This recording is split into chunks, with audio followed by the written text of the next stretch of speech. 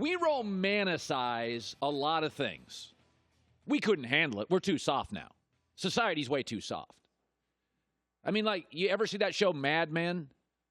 Smoking and drinking in the office. Oh, God, if somebody lit up and opened some gin, there'd be a line 2 miles long, HR's office. You couldn't handle that. If somebody next to you opened up a bottle of alcohol and you sniffed it for a second, you'd complain to all the bosses. But we love to romanticize shows like that. We love to romanticize the old NBA. Michael Jordan drove the lane and the Pistons knocked him on his arse. We do 30s for those. Bill Laimbeer went right after Magic Johnson. Let's make a documentary. Awesome, baby. We love the old NBA, the 70s and the 80s and the 90s. And guys, we're tough. Oh, but this weekend, Russell Westbrook was playing, and a member of the Warriors fell on his leg. Didn't actually hurt him, but after the game, Russell Westbrook, the MVP, was absolutely furious. Here's Mr. Triple-Double afterwards. What do you mean what happened? What do you think what happened? Sure. I don't know. I couldn't see. Don't lie. Don't lie. You couldn't see it. You saw the instant replay 4 times. What happened? You fell on your leg. Thank you. Don't ask me a dumb question you know the answer to. You think it was intentional? Did you see it? Saw what it look like? Times. What it look like? Did anybody touch him? Yes or no? I didn't see the replay yet. Oh, you didn't see it? But no. Why you asking about something you didn't see? I just saw the play live. Well, then if you didn't see it, don't ask me a question. Don't ask me a dumb question. Obviously, it was intentional. So don't ask me, was it intentional? Nobody touched me, fell over my leg, tried to hurt me, you know. But, hey, that's how I go. And I don't have any problem with it. Because in the NBA I grew up with, if a little guy came down the lane, brother, there was a price to pay. This is by the rims where the big fellas hang out. I think there's room in the NBA for Draymond Green, Matt Barnes, Zaza Pachulia. This is where the 7-footers hang out and the tough guys. Every great dynasty's had a bouncer. So is every popular nightclub. And the Warriors have the best nightclub in the league. And they've got a handful of bouncers. Just like great hockey teams have at least one to protect their star. We live in an NBA now where you can't hand check, meaning every point guard can get to the lane and to the basket at will, and you can't touch him. And so a less skilled big guy kind of fell on him. It was intentional, Colin, as was every Bill Laimbeer foul that we made documentaries about. What NBA do you want? The one where 390 guys all wear skinny jeans and can hit threes? Or do you want an NBA, and do you want sports that has sometimes slightly less skilled guys who are enforcers, who protect stars, who make a point that if you drive the lane and humiliate them, you won't do it a second time? I want pitchers who throw tight.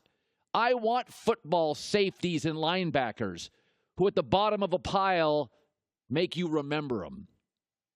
If you want an NBA with 419 Steph Currys, knock yourself out. But we make documentaries about the 70s and 80s NBA. And 70s and 80s NBA, that was 4 times a night. You call my show when I say LeBron's the greatest of all time, and you say he didn't have to deal with what Jordan had to deal with. Jordan had to deal with forearms and defense. Oh, so you like it. You're acknowledging that it was a great part of the tapestry of the league and that Jordan's tougher because he could handle it. Can you imagine the 1988 even talking about an MVP who had a big guy who fell on him and he didn't get hurt? Come on now. What NBA do you want? If Russell Westbrook's the MVP, and in the league you can't check anybody, you can't hand check anybody, and he can get to the basket anytime he wants, you don't think guys in this league, bigs, who are being completely marginalized, don't have a right to make a point? We've eliminated centers. We've eliminated power forwards. If you can't pop a three like Julius Randle of the Lakers, you're worthless. Well, guess what? In my NBA, Julius Randle has a roster spot. And so does Draymond Green and Zaza Pachulia and Matt Barnes. I like an NBA that's got more than one guy Westbrook, did he do it intentionally? You know what I'd have said if I was a reporter? Yeah. It's a 30 for 30. It was called the Pacers and Knicks series. Got a problem with it? Why let him intimidate you as a reporter? So what? A big fell on him. God, that's really a story. That's really a story. We have become so soft that the stuff we brag about the good old days, now we're deeply offended by it. I loved that moment. And by the way, the Warriors did exactly what they planned to do with this game. They got into Westbrook's head. And the next time he plays Golden State, he'll think twice about going unescorted to the basket. Golden State's the smartest team in this league.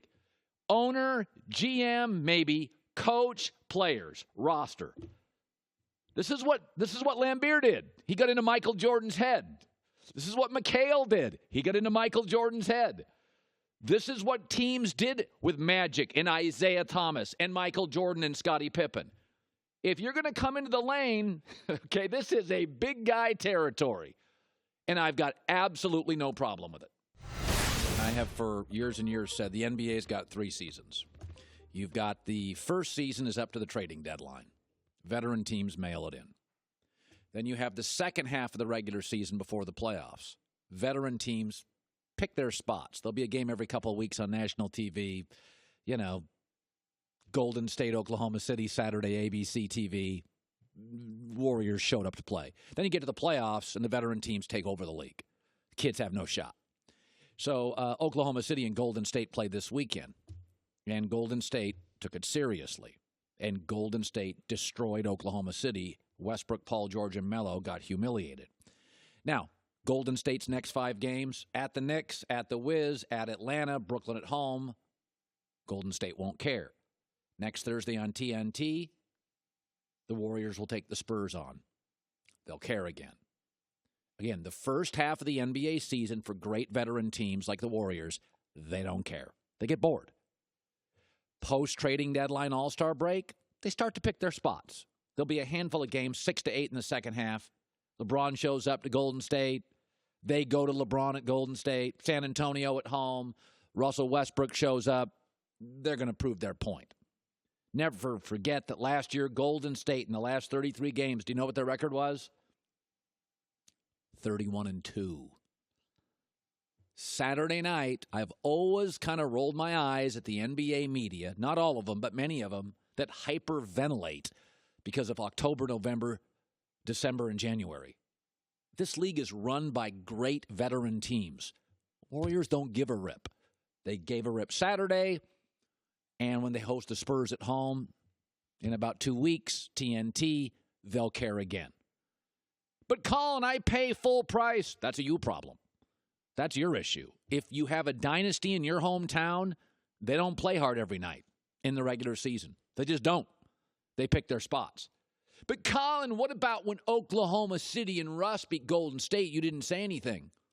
Yeah, because it was in November the first time and 2 weeks ago before the All-Star break the second time. I didn't care. I do largely a football show from September to February. Now, I do some LeBron topics because he moves the needle and he's incredibly relevant. But I do a football show from Labor Day until about 2 weeks ago. And the reason I do that is I don't hyperventilate on NBA topics in October, November, December, and January, and early February. Now, this weekend, LeBron complaining, that's a story. Westbrook getting somebody falling him, there's a reason. Warriors playing great, there's a reason. And I will just tell you this, and I believe this to be true, that Golden State is going to fly through the playoffs. Houston is good enough to beat them once or twice maybe. They're going to fly through the playoffs. They're going to sweep whoever they get in the East. I think the more interesting story to me, Oklahoma City and Golden State, is what's happening with Oklahoma State. Or Oklahoma City, excuse me. What is happening to them? Do you realize Friday they were a 5th seed? Now they're a half game out of the 8 spot. Okay, Russell Westbrook's numbers are all down. All of them. His free throw percentage is down. His three-point percentage, do you realize this? His three-point percentage of the 200 players that qualify is next to last. Lonzo Ball's a better three-point shooter. The story isn't Golden State this morning. The story is what is going on with Westbrook and what is going on with Oklahoma City. They have a really, really easy 7-game stretch coming up. They play 5 teams that are tanking. They have got to win these games. They're a half game out of the 8 spot in the West. Golden State's going to be there. Westbrook and the Thunder for the next 2 weeks, they have got to go on a 6-game winning streak or a 7-game winning streak. They've got to start separating now. Whatever's happening, Westbrook, I don't care what the stats say, his efficiency numbers are falling through the floor. Free throws down, 3 points bad, field goal. Got to get this thing right, man. And the next 10 days, 12 days, 14 days is the time to get it right. Thanks for watching. Subscribe here to get the latest from the show. Also, be sure to check out more of the best clips from The Herd or go watch a few segments from our other shows on FS1.